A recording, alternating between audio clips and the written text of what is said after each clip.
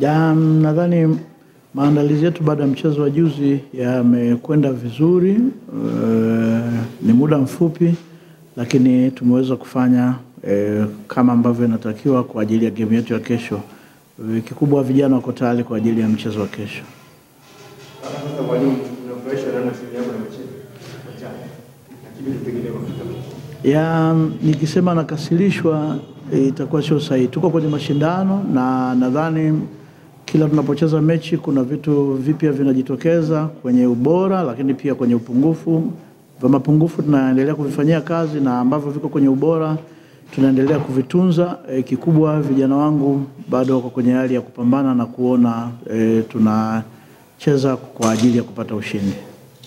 Timu nzuri, timu inacheza kwa kujiamini na timu inacheza pia kwa kumiliki mpira. Kwa upande wetu tunajua namna gani walivyo, tutapambana nao kutokana na wao, ubora wao ulivyo.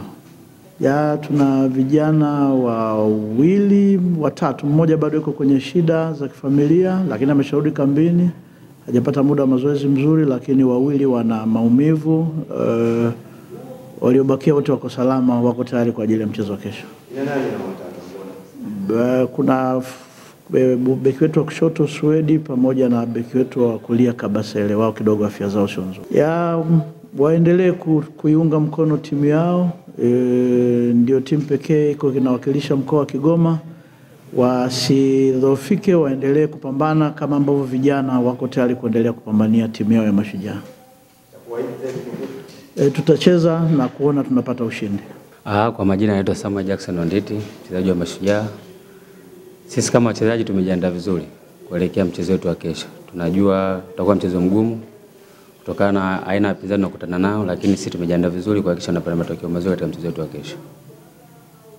Sisi kama wachezaji tunaendelea kujifunza kwa sababu ligi ni marathon na matokeo ambayo yamekwisha kupita yamekuwa funzo kwetu sisi. Kwa hiyo tuna focus na mchezo wetu wa kesho kuhakikisha yale yaliyotokea mchezo uliisha haiwezi kutokea tena katika mchezo wa kesho. Japokuwa matokeo yote yanaweza kutokea, lakini tumejiandaa vizuri kuhakikisha tunapata ushindi, kufuta makosa ambayo yametokea katika mchezo wetu ulioisha.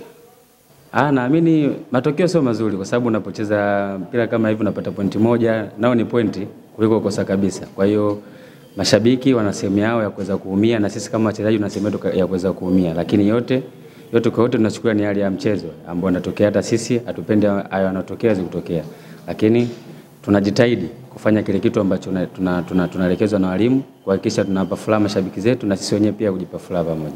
Support yao inahitajika kwa ukubwa sana kwa sababu bila wao sio sisi. Kwa hiyo tunawaahidi support yao inaendelea kutupa, basi waendelee tena kuonyesha katika mchezo wetu wa kesho, na kwa uwezo wa Mwenyezi Mungu kesho tunawaahidi matokeo mazuri ambao wao watafurahia kwa upande wao na sisi tutafurahia kwa upande wetu.